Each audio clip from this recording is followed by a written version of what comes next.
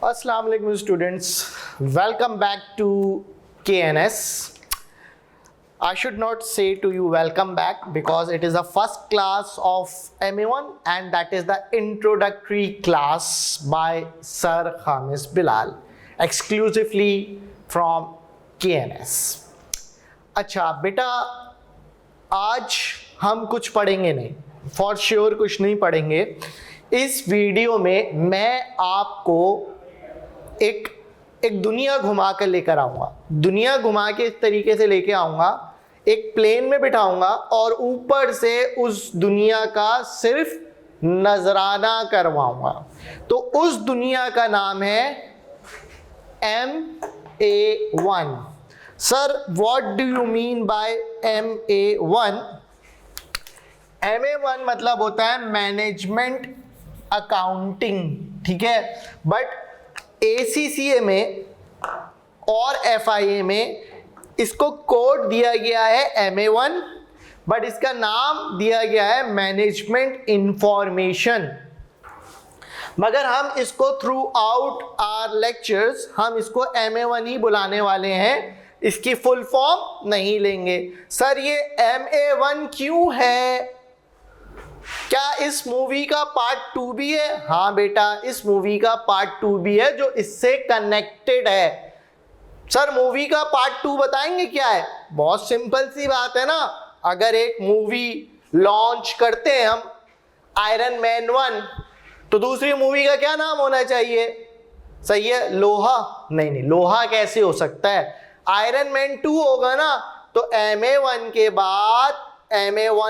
बाद आप पढ़ोगे इसका पार्ट 2, दैट इज MA2।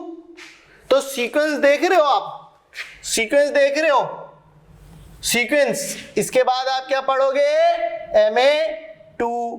तो मैं आपको एक बात वाज़ेह कर दूं यहां पर कि जिस बच्चे की ग्रिप MA1 में अच्छी है उसको MA2 में कोई इशू नहीं होगा। क्यों सर? खुद सोचो ना, एक मूवी की लॉजिक से सोचो। जिसने मूवी पार्ट 1 देखा है उसको क्या पार्ट 2 समझने में इशू होगा या नहीं होगा? नहीं होगा, क्योंकि उसको सारी बेसिक बातें पता है।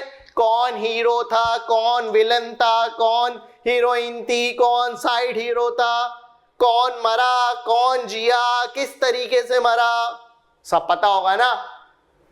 जिसका MA1 ही नहीं अच्छा, उसने पार्ट 1 देखा ही नहीं, मजे से पढ़ा ही नहीं, रट्टा लगा दिया, वो आया MA2 में जम मार के, वो वहां बस नाच रहा होगा, उसको समझ ही नहीं आ रहा होगा। वो एंड में पूछेगा यार जुलेखा हीरोइन थी या हीरो था?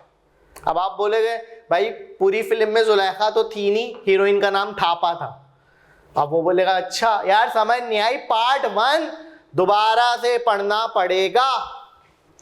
तो बेटा MA1 के जितने भी चैप्टर्स मैं पढ़ाऊंगा वो फॉर श्योर MA2 में भी ऐड हैं, वो MA2 में रिपीट होंगे, ठीक है। MA2 के कुछ अपने चैप्टर्स और कुछ MA1 के इनहेरिटेड चैप्टर्स, उधार लिए हुए चैप्टर्स। फिर सीक्वेंस देखेंगे आगे। फिर इस मूवी का फाइनल पार्ट F2, ये इस मूवी का फाइनल पार्ट है, final the end part F2। तो जिसको पार्ट 1 MA1 MA2 आता है उसको F2 भी आता होगा, बहुत अच्छे से ग्रिप आ जाएगी। सर क्या F2 में MA1 MA2 के भी चैप्टर्स होंगे? हाँ होंगे, फॉर श्योर होंगे भाई। जो हीरो यहाँ होगा वो भी यहाँ होगा, वो भी यहाँ होगा, ठीक है। सही है ना भाई? बहुत लॉजिकल सी बात कर रहा हूं मैं आपसे, बहुत लॉजिकल सी बात कर रहा हूं। सर और कोई इसकी एक्सट्रीम लाइन है? बेटा मुझे लगता है इस फैमिली में, अब फैमिली है, एक और पेपर जुड़ता है, जैसे कहते हैं F5। ये इस फैमिली का पेपर है, ये इस फैमिली का पेपर है, F5 इस फैमिली का पेपर है, ठीक है। तो MA1 तो Ma2, तो F2, तो F5। तो मुझे लगता है ये फैमिली है। अच्छा, कुछ लोग कहते हैं इस फैमिली में F9 भी आता है, बट मैं मानता नहीं उस बात को कि इस फैमिली में F9 आता है। ठीक है, दैट्स टोटली डिफरेंट। F5 को मैं मानता हूं ये इस फैमिली का पार्ट है। तो अगर मैं देखूं तो तुम्हारे 4 पेपर तो यही, अगर तुम में इसमें ग्रिप होगी तो 4 पेपर तो तुम बहुत अच्छे से निकाल लोगे ना। तो सर आपने तो ये पूरी फैमिली बताई, बट अभी तक आपने इस बात का जवाब नहीं दिया, व्हाट इज Ma1। आपने इस बात का जवाब नहीं दिया, व्हाट इज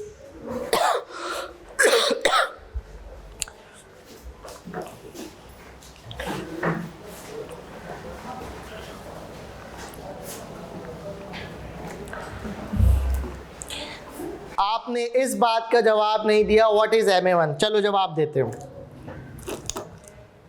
बेटा दुनिया में 2 अकाउंटिंग बहुत फेमस हैं। एक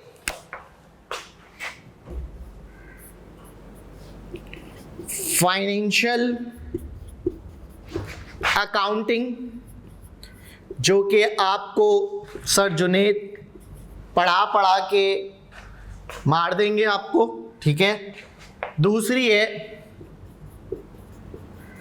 मैनेजमेंट अकाउंटिंग, जो मैं आपको पढ़ा के दोबारा जिंदा कर दूंगा। ठीक है,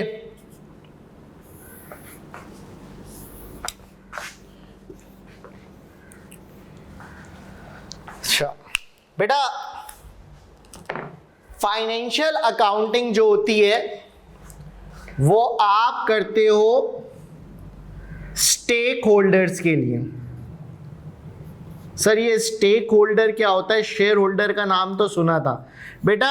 स्टेक होल्डर्स वो होते हैं जिनका स्टेक लगा हुआ होता है कंपनी में। सर स्टेक मतलब क्या है, यही नहीं समझ आ रहा। जिनका डायरेक्ट और इनडायरेक्ट इंटरेस्ट होता है कंपनी में, but they are not allowed to interfere in the company operations. Sir example दे दो। सप्लायर, कंपनी के ऑपरेशंस में उनका कोई लिंक नहीं होता। कस्टमर, कंपनी की ऑपरेशंस में उनका कोई लिंक नहीं होता। शेयर होल्डर्स, डिसीजन मेकिंग में या कुछ ऐसे ऑपरेशंस उसमें उनका कोई नहीं होता। चैरिटेबल इंस्टीट्यूशंस, फाइनेंशियल इंस्टीट्यूशंस, ठीक है, प्रेशर ग्रुप्स, सही है कि भाई ये कंपनी किस एंगल पर जा रही है, कोई इलीगल एक्टिविटी तो नहीं कर रही। वो सारे लोग, हम उनके लिए क्या करते हैं? फाइनेंशियल रिपोर्टिंग करते हैं। फाइनेंशियल रिपोर्टिंग आउटसाइडर्स के लिए होती है और कंपल्सरी है, लाजमी। नहीं करोगे तो जेल हो जाएगी, नहीं करोगे तो जेल हो जाएगी। सर क्यों करते हैं? शेयर होल्डर ने पैसा लगाया हुआ है और तुम उसको बोलते हो कि ऑपरेशंस में आओ भी नहीं। उसने पैसा लगा दिया, तुमने बोले दरवाजे के अंदर नहीं आना, हम इस दरवाजे के अंदर जो भी करें हमारी मर्जी। उसने बोला भाई कोई रिपोर्ट तो दो, हमें फाइनेंशियल अकाउंट्स तो दो कि हमारा पैसा कहाँ लग रहा है, लग रहा है तो कितना पैसा आ रहा है, कि तुमने उस पैसे का क्या क्या लिया है, तुमने कितना उधार लिया है हमारे नाम पर, तुम्हारे फ्यूचर प्लान्स क्या है, तुम्हें क्या क्या मसले हैं, कोई रिपोर्ट तो दो। अंदर भी नहीं आने देते, मुदाखलत भी नहीं करने देते, कोई रिपोर्ट तो चाहिए ना जिससे हमें अंदाजा हो जाए। तो फाइनेंशियल अकाउंटिंग की जाती है stakeholder, mainly for shareholder, compulsory है, वरना वो लोग आप पर भरोसा नहीं करेंगे, बोलेंगे इसने तो अपना हमारा पैसा अपने कामों के लिए खर्च कर दिया। ठीक है सर, ये भी बात समझ आती है। रूल्स IAS और IFRS, ये सर जुनेद आपको डिटेल में बताएंगे IAS या IFRS क्या होता है। मैं इसमें घुसना नहीं चाहता, ये उनकी एक्सपर्टीज है, मुझे पता है, but I am not the expert of financial accounting, तो मैं इसमें इन नहीं होना चाहता। बट मैं आपको सिंपल रूल बताता हूं। Financial accounting is totally based on rules. मतलब क्या है? मैंने तुम्हें बोला भाई ये है शारा फैसल की चौरंगी, एज्यूम करते हैं, इस पे जाने का रास्ता सिर्फ ये है। दुनिया का कोई भी टीचर होगा वो यही रास्ता बताएगा, चाहे जुनेद सर पढ़ाए, चाहे जुनेद अकरम पढ़ाए, चाहे बाबर आजम पढ़ाए, चाहे सर साजिद पढ़ाए, चाहे कोई एक्स टीचर पढ़ाए, एक ही रूट होगा। आंसर तक पहुंचने का एक ही रूट है, स्टैंडर्ड है। क्योंकि हर कंपनी की रिपोर्ट पूरी दुनिया में शाया होती है, तो स्टैंडर्ड होना चाहिए कि उस रिपोर्ट को डॉक्टर भी समझ सके, इंजीनियर भी समझ सके, एक मिडल मैन भी समझ सके, एक अपर क्लास भी समझ सके, एक लोअर क्लास भी समझ सके, एक चार्टर्ड अकाउंटेंट भी समझ सके। तो रूल बेस्ड है। अब आते हैं मैनेजमेंट अकाउंटिंग पर, जो कि मेरा एरिया है। ये किसके लिए की जाती है? मैनेजमेंट के लिए। है सर, मतलब मैनेजमेंट में कौन आ जाते हैं? अंदर वाले लोग, या ये बाहर वाले लोगों के लिए होते हैं? अंदर वाले लोगों के लिए होती है। To take the decisions for operations, multiple decisions are going on. Selling price क्या होनी चाहिए, कॉस्ट क्या सेट होनी चाहिए, कितने नंबर ऑफ एम्प्लॉइज होने चाहिए, बजटिंग क्या होनी चाहिए, मटेरियल कितना लेना चाहिए, लेबर के आवर्स क्या सेट होने चाहिए, ओवरहेड्स क्या होने चाहिए, सब हम पढ़ेंगे। ठीक है बेटा? तो ये इंटरनल लोगों के लिए होती है, नॉट कंपल्सरी। कंपल्सरी नहीं है। अबे भाई सुनो मेरी बात, मैनेजमेंट के लोगों के लिए क्यों कंपलसरी होगी ये रिपोर्ट? नहीं होगी ना, उनको तो पता है हालात वाकयात। बट अच्छी कंपनीज मैनेजमेंट अकाउंटिंग करवाती हैं in order to make the decisions. It's very important to make the decisions regarding your operational activities. Otherwise आप नोकिया बन जाओगे। पता है ना नोकिया क्या थी? नोकिया ने डिसीजन मेकिंग सही नहीं करी और वो वाइप आउट हो गई मार्केट से। अब वो कभी कम बैक नहीं कर सकती। मेरा अपना मशवरा है, एक बार जो कोई कंपनी वाइप आउट हो जाए मार्केट से, वो कम बैक उसका 1% होता है, 100% में से उसका 1% होता है। ठीक है? तो मैनेजमेंट के लिए होती है, कंपलसरी नहीं होती। ना करो तो कानून को कोई मसला नहीं, ना जेल होगी, ना तुम्हें कुछ रिवॉर्ड मिलेगा। नो रूल्स क्या मतलब सर? इसका कोई स्टैंडर्ड नहीं है, कोई रूल नहीं है, कोई एक्स्ट्रा चीज नहीं है। सर समझा नहीं, समझा नहीं, समझो। शारे फैसल की चौरंगी, ये भी रास्ता आने का, ये भी रास्ता आने का, ये भी रास्ता आने का, ये भी रास्ता, ये भी रास्ता, ये भी रास्ता, ये भी रास्ता। तो इसमें सर खामिस बिलाल पढ़ाए या बिलाल खामिस पढ़ाए, बाबर आजम पढ़ाए, सर साजिद पढ़ाए, जुनेद पढ़ाए, कोई भी एक्स टीचर पढ़ाए, हर टीचर के पढ़ाने का तरीका अलग अलग होगा, आंसर तक पहुंचने का तरीका अलग अलग होगा।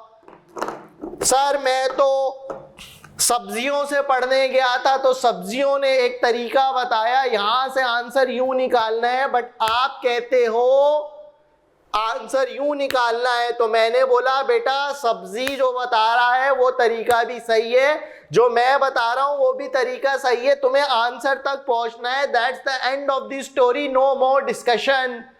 Now you need to select which route is easy for you to get the answer. There is a possibility there is a third route which is going in your mind and that might be correct.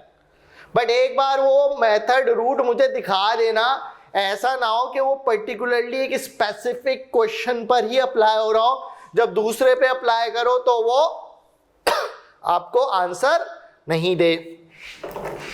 तो तुम्हें पता चल गया कि management accounting क्या होती है, क्यों होती है, डिसीजन मेकिंग के लिए होती है, ठीक है, इंटरनल लोगों के लिए होती, कंपलसरी नहीं होती, रूल्स नहीं होते, उसके कोई फॉर्मेटिंग नहीं होती। तो that is called management accounting and that is the family of the management accounting. Okay fine, how many chapters are in management accounting? I will discuss this later on, I will make the list, मैं list बनाऊंगा, then we will discuss every chapter, not deeply but just an overview of every chapter. Okay now paper pattern, let's read the paper pattern. Sir paper pattern क्या है? That's one of the important thing which I need to discuss you with guys. मैं ये मिटा रहा हूँ, चलो copy कर लिया होगा, कॉपी करना है कर लो, but while we were studying तो ये मैं डिफरेंसेस आपको बताऊंगा, ठीक है। ओके नाउ पेपर पैटर्न, बेटा आपके पास स्ट्रेट 50 MCQs आते हैं, ठीक है बेटा। हर MCQ में 4 ऑप्शंस होते हैं, ठीक है। It can be like option A, option B, option C and option D। आपको एक ऑप्शन पिक करना होगा, it can be A, it can be B, it can be C और D, और आपको आगे चलना होगा। सवालात की नेचर किस तरीके से हो सकती है? टाइप 1 किस तरीके के सवाल आ सकते हैं? ऑप्शन वाइज सिंगल आंसर, मतलब एक आंसर होगा A, B या C। टाइप 2 में क्या हो सकता है बेटा? टाइप 2 में आपके पास इधर आपके पास आएगा, इसको बता दो कि ट्रू है या फॉल्स है स्टेटमेंट को। बेटा टाइप 3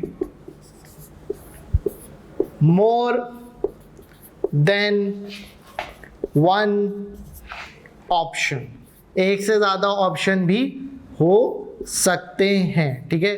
ट्रू फॉल्स भी आ सकता है, एक सिंगल आंसर भी आ सकता है, मोर देन 2 ऑप्शंस भी हो सकते हैं, मींस A और B करके भी ऑप्शन हो सकते हैं। तो 50 questions, every question has 4 options, a type, a single answer, true or false or more than 1 option। अच्छा सर पेपर कितनी देर का होगा? 2 hours। सर पेपर पेंसिल रबड़ शॉर्पनर लेके जाना होगा? No, only calculator allowed, pencil और पेपर वो दे देंगे, और कंप्यूटर बेस्ड है, मींस कंप्यूटर बेस्ड एग्जामिनेशन, जिसकी शॉर्ट फॉर्म है CBE, computer based examination. Sir paper देने के बाद घर आके टोपी करा देंगे अम्मी को, पेपर बहुत अच्छा हुआ, पास हो जाऊंगा मैं, और 15 दिन बाद आएगा रिजल्ट। घर वालों को अगर पता ना हो और फेल हो गए हो तो ये टोपी करा देना, ठीक है। 15 दिन बाद दोबारा पेपर देके पास हो जाना, ठीक है। झूठ को सच में तब्दील कर देना, मगर अगर पास हो जाओ तो बता देना उसी वक्त। सर आपका मतलब क्या है? एग्जाम का रिजल्ट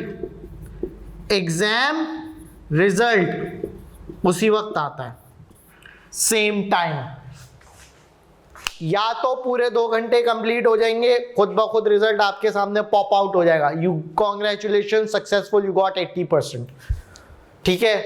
या आपने कर दिया 2 घंटे से पहले आपने अगर कहा कि I am pretty much sure that I will get the 90 marks और whatever, click on I want to check my result, उसी वक्त पॉप आउट हो जाएगा आपके पास रिजल्ट और आपको आपका रिजल्ट हैंड ओवर कर दिया जाएगा। ठीक है बेटा, तो ये था आपका पेपर पैटर्न। अच्छा, अब बेटा 30 क्वेश्चंस जो होते हैं, 30 एमसीक्यूज, वो बहुत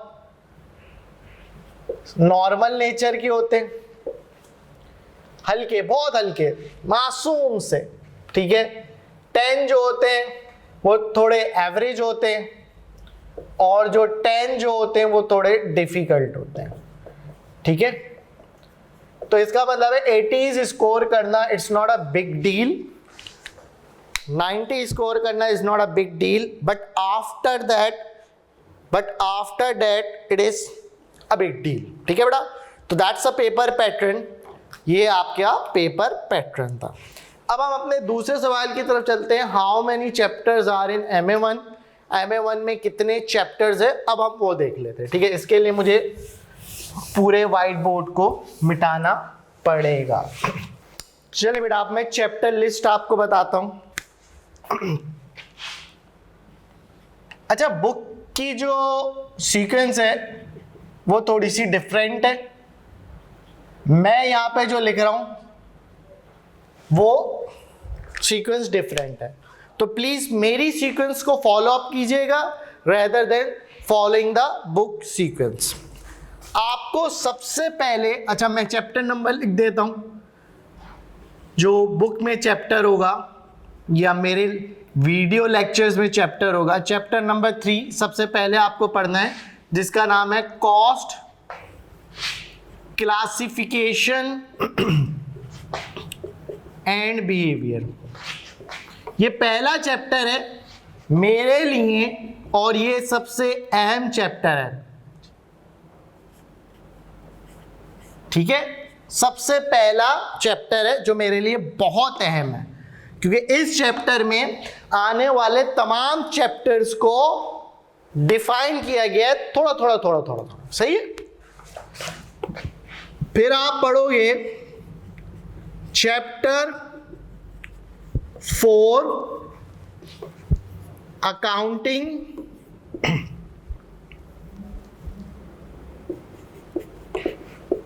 फॉर मटेरियल। फिर आप पढ़ोगे chapter 5 that is accounting for labour. फिर आप पढ़ोगे चैप्टर 6, सीक्वेंस ही रखना बेटा, chapter 6 that is accounting for overheads. ये सब पढ़ाऊंगा, अभी सिर्फ चैप्टर्स की हेडिंग्स लिख लो ताकि तुम्हें पता हो कि तुम्हारा कोर्स आउटलाइन क्या बनता है क्या नहीं बनता। ठीक है,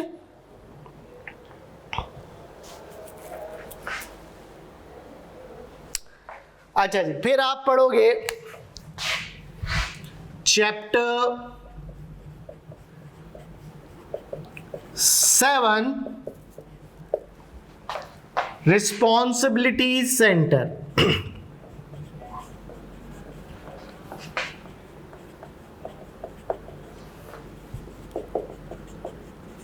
फिर आप पढ़ोगे चैप्टर 8 प्रोसेस कॉस्टिंग। फिर आप पढ़ोगे चैप्टर 9 मार्जिनल एंड एब्जॉर्प्शनल कॉस्टिंग। फिर आप पढ़ोगे chapter 10 job and batch costing,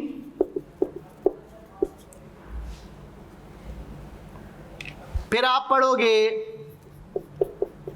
chapter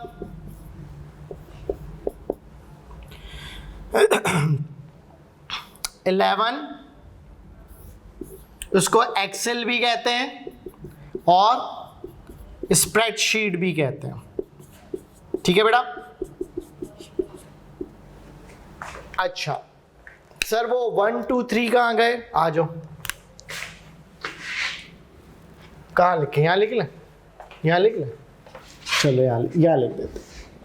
chapter 1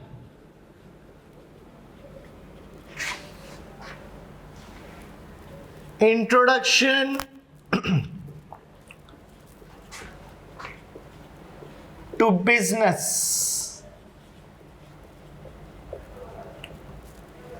chapter 2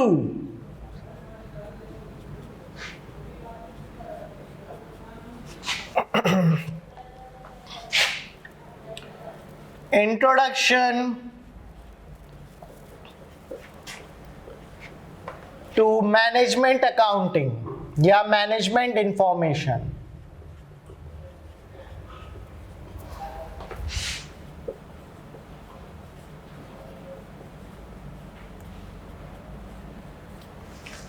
अच्छा एक चैप्टर और है, चलो उसको मैं चैप्टर 12 का नाम दे देता हूं। चैप्टर 12 डॉक्यूमेंटेशन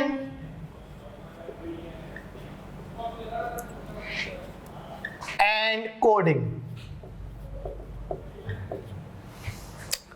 बेटा ये जो सारे ब्लैक से मैंने लिखे हैं ना, ये आपके कैलकुलेशन बेस्ड चैप्टर है। इसमें प्योरली मैं आपको कैलकुलेशन सिखाऊंगा। ये जो ब्लू से लिखे हैं ये थ्योरेटिकल बेस है, ये एंड में पढ़ लेना। ठीक है, इनका इन ब्लैक वाले चैप्टर से कोई ताल्लुक नहीं है, बस इसमें थ्योरी है। वो सारे थ्योरी बेस्ड हैं। ठीक है, वो सारे थ्योरी बेस्ड हैं। पढ़ने सारे चैप्टर हैं, पूरे के पूरे 12 चैप्टर पढ़ने हैं। पोर्टल पर ये पूरे के पूरे 12 चैप्टर्स मौजूद हैं। आपको 2 किट्स पोर्टल पे मिलेंगी, बीपीबी एंड कैप्लान। ठीक है बेटा, ये किट्स हैं। सर किट मतलब क्या, इसमें बैट बॉल देंगे आप हमें, फुटबॉल देंगे या क्या देंगे? बेटा कुछ नहीं देंगे, एक अदद इसकी एक किट देंगे, एक इसकी किट देंगे, जिसमें सिर्फ और सिर्फ क्वेश्चन प्रैक्टिस होंगी। सिर्फ क्वेश्चन प्रैक्टिस है, नथिंग एल्स। अच्छा कुछ मेरे हैंडआउट्स भी होंगे पोर्टल पर जिस पे आप प्रैक्टिस करेंगे, जो मैं आपको कराऊंगा।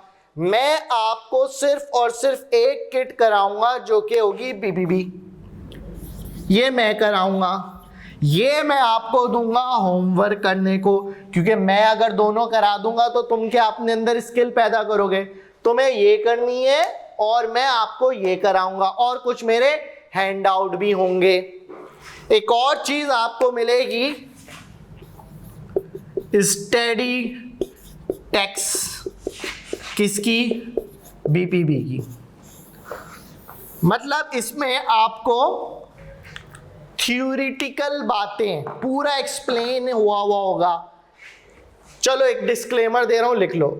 जिस बच्चे ने ये स्टडी टेक्स नहीं पढ़ी, स्पेशली ये वाले ब्लू वाले चैप्टर इस स्टडी टेक्स से नहीं पढ़े, और ये वाला चैप्टर, ये वाला, वो मैं आज लिख देता हूं उसके लिए एक वर्ड, उसको ये वर्ड जरूर दिखेगा पेपर में, पेपर एंड में। सही है? मतलब क्या हुआ सर, अगर तुमने स्टडी टेक्स्ट से ये ब्लू वाले चैप्टर और ये नहीं पढ़े, भले ये ब्लैक वाले छोड़ दो, मगर पढ़ने हैं, ठीक है, तो तुम फेल हो जाओगे फॉर श्योर। 110% फेल हो गए। दोबारा से पैसे जमा करना, दोबारा देना, और फिर दोबारा स्टडी टेक्स्ट पढ़ना। इससे बेटर नहीं कि एक ही बार कर लो ये सारे काम। सो बेटा ये आपकी लिस्ट ऑफ द चैप्टर्स थी। इस सीक्वेंस को इसी तरीके से फॉलो करना, जो पोर्टल पे सीक्वेंस है उसी को फॉलो करना, ताकि तुम्हें आसानी हो। सो ये ओवरऑल MA1 की एक इंट्रोडक्टरी क्लास थी। आखिरी बात कहता हुआ चलता हूँ, इस पेपर की इतनी इम्पोर्टेंस है, अगर किसी का MA1 या मैनेजमेंट अकाउंटिंग स्ट्रांग होती है, उसको आने वाले पेपर्स में चाहे वो कोई भी पेपर हो मुश्किल नहीं होती। MA1 मर्दाना पेपर है, तुम्हारा दिमाग खोलेगा, तुम सोचने पे मजबूर होगे। एक आंसर तक पहुंचने के कितने तरीके हैं, जब तुम अपना दिमाग चलाओगे तो पेपर में दिमाग चलाने की आदत होगी। जबकि FA1 में एक बस सीधी रोड है, इस पे जाना है, तो ये दिमाग नहीं चलाना, बस सही है जैसा कह दिया। ठीक है बेटा। So this is the end of the class and this is the end of the introduction of the MA1। ये तो क्लास MA1 की इंट्रोडक्शन खत्म हो गई। अब मैं आपको अपना इंट्रोडक्शन दे देता हूँ, छोटा सा, ज़्यादा बड़ा नहीं दूंगा, क्योंकि मैं जो भी हूँ, जैसा भी हूँ, जो भी करता हूँ, it's none of anyone issue. आपको कोई इशू नहीं होगा। आपको इशू तभी होगा जब मैं आपको अच्छा नहीं पढ़ाऊँ, जब मैं आपको रिस्पॉन्स नहीं करूँ, सही है, तब मैं अच्छा नहीं हूँगा। फिलहाल थोड़ा बहुत बता देता हूँ। My name is sir Khamis Bilal, ठीक है। I've been teaching this course for last 12 years in various institute. I taught this course. सारे फेमस इंस्टीट्यूट्स में पढ़ाया है, जहाँ जहाँ विजिट करके आ चुके हो उन सब में मैंने पढ़ाया है, ठीक है। वहाँ जाके तो मेरा नाम ले लेना, बोले हाँ हमारी एक्स फैकल्टी थी, ठीक है। मेरी एक्सपर्टीज़ है MA1, MA2, F2 and F6 tax का पेपर है। F6 जो आगे हम इंशाल्लाह पढ़ेंगे, और फिर ACCA का सबसे आखिरी optional paper that is P6 ATX, right. तो ये मेरी स्पेशलिटी है, MA1, MA2, F2, F6 और P6, ठीक है बेटा। तो ये मैं 5 सब्जेक्ट्स पढ़ाता हूँ। Right now I am a tax manager in a UK based organisation. जो मैं पढ़ाता हूँ मैं उसी का मैनेजर हूँ।